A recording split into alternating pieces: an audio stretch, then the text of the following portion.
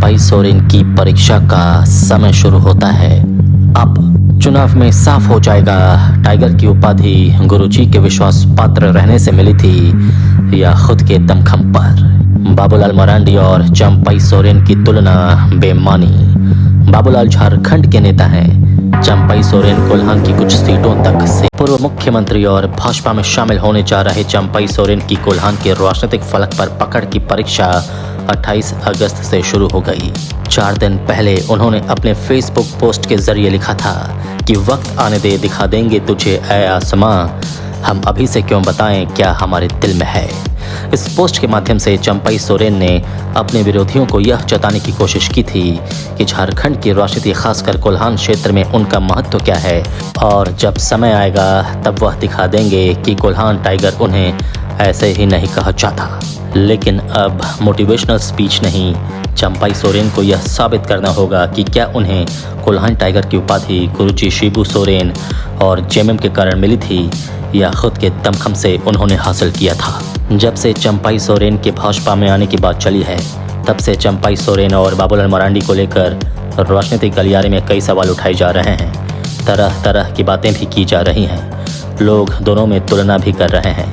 जाहिर है बाबूलाल मरांडी का झारखंड की राजनीति में जो कद है और उनके पास झारखंड के मुद्दों की जो समझ है उसकी तुलना चंपाई सोरेन से नहीं की जा सकती।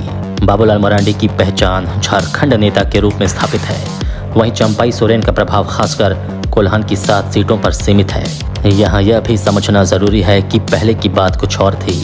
तब चंपाई सोरेन जेएमएम के नेता थे, वह गुरुजी शिबू सोरेन को अपना आदर्श मानते थे और जेएमएम उनके लिए सर्वोपरि था। पहले उन्हें हेमंत सोरेन के नेतृत्व में पूरी आस्था थी और वह जेएमएम के समर्पित सिपाही होने के कारण पार्टी का हर आदेश मानते थे। उनके गुरुजी के प्रति विश्वास और पार्टी के प्रति निष्ठा को देखते हुए कोल्हान के जेएमएम समर्थकों ने उन्हें टाइगर की उपाधि से नवाजा था। चंपाई के इसी विश्वास और लगन के कारण हेमंत सोरेन को जब जेल हुई तब उन्होंने परिवार में अपनों की जगह चंपाई सोरेन पर विश्वास किया और अपने उत्तराधिकारी के रूप में चंपाई सोरेन को सीएम की कुर्सी सौंप दी। हेमंत के जेल से बाहर आने के बाद झारखंड के बदले राजनीतिक हालात के कारण झामुमो और कांग्रेस ने यह तय किया कि सीएम पद की कुर्सी फिर से हेमंत सोरेन को सौंप दी जाए। उसका आधार बना हाईकोर्ट का वह आदेश जिसमें हाईकोर्ट ने कहा था कि जमीन घोटाले में हेमंत सोरेन की संलिप्तता का सीधा और कोई ठोस सबूत नहीं है। कोर्ट ने कहा कि मनी लॉन्ड्रिंग केस में शामिल होने के ठोस सबूत अभी तक सामने नहीं आए हैं। हेमंत सोरेन को जमानत देते हुए हाईकोर्ट ने कहा था कि वह prevention of money laundering act के तहत जमानत की दोनों शर्तों को पूरा करते हैं, उन्हें जेल में नहीं रखा जा सकता। हाईकोर्ट का यह आदेश महागठबंधन और खासकर जेएमएम के लिए सुकून देने वाला था, लिहाजा हेमंत सोरेन की पुनः ताजपोशी की तैयारी होने लगी। महागठबंधन की बैठक हुई, हेमंत सोरेन को नेता चुना गया और मुख्यमंत्री चंपाई सोरेन को जेएमएम ने इस्तीफा सौंपने को कहा। इस्तीफा सौंपने के निर्देश पर चंपाई सोरेन नाराज भी हुए और कुछ दिनों के लिए खुद को अकेलेपन में कैद कर लिया। जब हेमंत सोरेन ने फिर से मुख्यमंत्री पद की शपथ ली तो उन्होंने चंपाई सोरेन को अपने कैबिनेट में फिर से जगह दी। चंपाई ने उसे सहर्ष स्वीकार भी किया और विभाग के काम काज में लग गए। लेकिन जैसे जैसे दिन बीता उन्हें यह एहसास हुआ कि उन्हें अपमानित किया गया है और उनकी भावना को ठेस पहुंचाई गई है। उनके इस एहसास में तब और वृद्धि हुई जब भाजपा के तमाम बड़े नेताओं ने यह बयान दिया कि चंपाई का अपमान हुआ है। अब चंपाई सोरेन इन बयानों के बाद प्रभावित हुए या इस बीच भाजपा नेताओं के संपर्क में थे, इसे तो चंपाई ही बेहतर बता पाएंगे। फिलहाल चंपाई सोरेन हिमंता बिस्वा शर्मा के साथ गृह मंत्री अमित शाह से मुलाकात और उसके बाद भाजपा में शामिल होने की घोषणा और पीएम नरेंद्र मोदी और अमित शाह के नेतृत्व में आस्था जताने के बाद झारखंड के राजनीतिक क्षितिज पर कुछ सवाल तैर रहे हैं। एक सवाल यह भी किया जा रहा है कि क्या चंपाई सोरेन के पार्टी में आने के बाद बाबूलाल मरांडी की पार्टी में कद पर असर पड़ेगा। यह सवाल भी उठ रहे हैं कि एक मयान में 2 तलवारें कैसे रह सकती हैं। सवाल तो यह भी उठ रहा है कि हाल के दिनों में भाजपा आदिवासी समाज पर ही फोकस कर रही है, जो उसके कोर मतदाता हैं, यानी हिंदू और बिहारी मतदाताओं पर फोकस नहीं है। यही सवाल लोकसभा चुनाव में भी उठा था, जिसका जवाब भाजपा के कोर मतदाताओं ने देश भर में दिया। जाहिर है जब ऐसे सवाल उठेंगे तो बाबूलाल मरांडी और चंपई सोरेन के बीच फर्क की पड़ताल भी होगी। बाबूलाल मरांडी ऐसे आदिवासी नेता हैं जिनकी पकड़ आदिवासी और गैर आदिवासी दोनों में समान रूप से है। बाबूलाल मरांडी झारखंड के नेता हैं और चंपई सोरेन की पैठ कोल्हान की कुछ सीटों तक ही सीमित है। नक्सलियों का सफाया करने के क्रम में बाबूलाल मरांडी ने झारखंड के लिए अपने पुत्र को कुर्बान कर दिया था, लेकिन यहाँ तो अधिकतर नेता अपने पुत्र को टिकट दिलाने की पैरवी में लगे रहते हैं। शिबू सोरेन ने जब हेमंत सोरेन को आगे बढ़ाया तो चंपई सोरेन भी अब अपने पुत्र को टिकट दिलाना चाहते हैं। क्या अंतर है बाबूलाल मरांडी और चंपई सोरेन के बीच, और कैसे अब जेएमएम से अलग होकर चंपई सोरेन के समक्ष अपने प्रभाव का एहसास दिलाने की चुनौती है बात जो बाबूलाल मरांडी को दूसरे नेताओं से अलग करती है। दरअसल बाबूलाल मरांडी झारखंड की वह संपदा है जिसका बार बार दोहन हुआ, लेकिन उनके राजनीतिक चेहरे पर चमक आज भी बरकरार है। वह राजनीति के कठोर झंझावतों से होकर गुजरे हैं। उनके चेहरे पर हर समय मुस्कान तो दिखती है, लेकिन उसके पीछे कई दर्द की श्रृंखला भी है। झारखंड को अव्वल बनाने की चाहत ने उनसे कई बलिदान भी लिए हैं।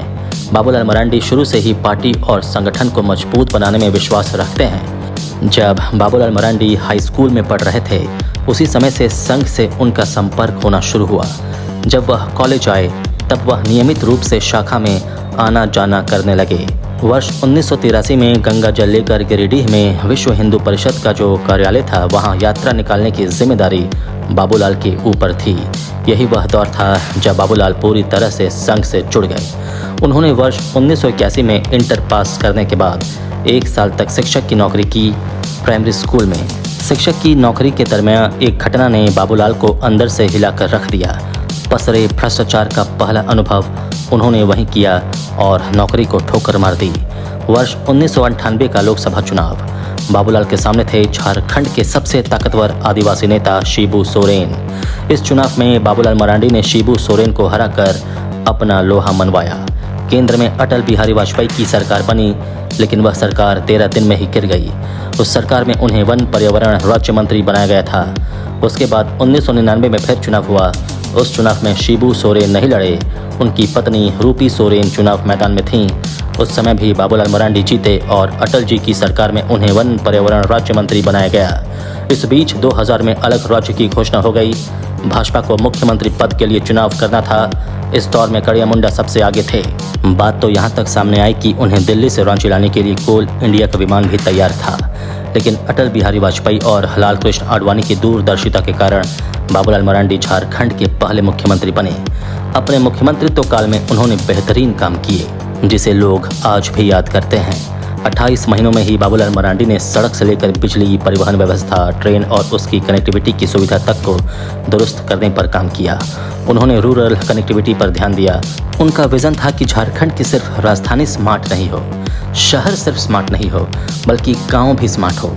बाबूलाल ने मेरे द्वारा लिए गए एक इंटरव्यू में स्वीकार किया था कि उनके मुख्यमंत्रित्व काल में भी भ्रष्टाचार था।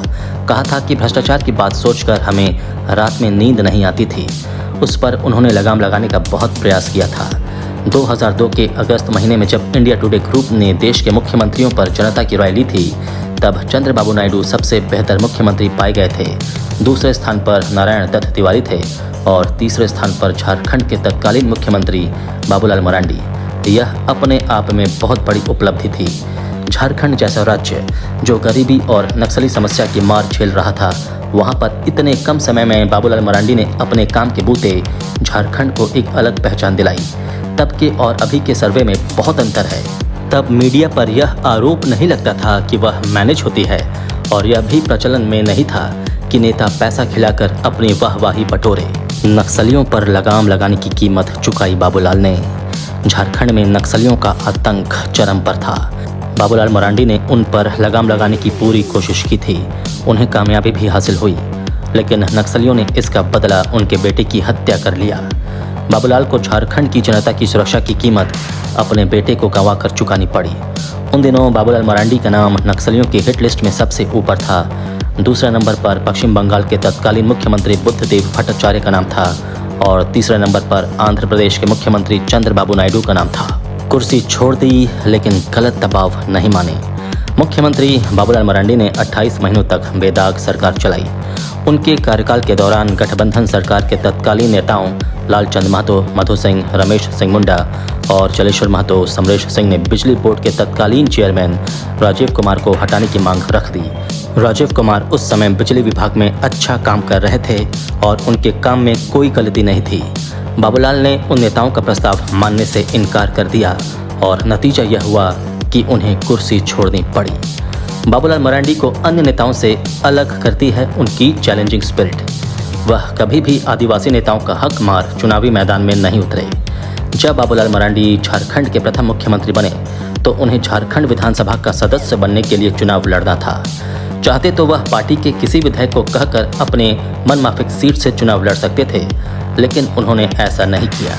उन्होंने किसी का हक नहीं मारा। उन्होंने रामगढ़ की सामान्य सीट से चुनाव लड़ा और जीते। उस समय वह सीट खाली थी। यहाँ से चुनाव लड़ने का मुख्य कारण यही था कि वह बताना चाहते थे कि वह सबके नेता हैं। उस समय जब बाबूलाल मरांडी को चुनाव लड़ना था तो उस समय भाजपा के कद्दावर नेता कैलाशपति मिश्र ने उन्हें बहुत मना किया था कि रामगढ़ से वह चुनाव नहीं लड़े। उन्होंने कहा था कि बहुत रिस्क है, लेकिन बाबूलाल ने कहा कि उन्हें रिस्क लेने में ज़्यादा मज़ा आता है। कैलाशपति मिश्र ने कहा कि हार जाने पर पता है ना क्या करना पड़ेगा। फिर बाबूलाल ने कहा कि मुख्यमंत्री पद से रिजाइन करना पड़ेगा और क्या होगा। उपचुनाव में वह रामगढ़ से लड़े और जीत गए। एक और उदाहरण 2019 में जब बाबूलाल मरांडी जेवीएम में थे तो विधानसभा लड़ने की बात हुई। उस समय भी वह सुरक्षित सीट की खोज में नहीं गए। वह राजधनवार की सामान्य सीट से चुनाव लड़े और जीते।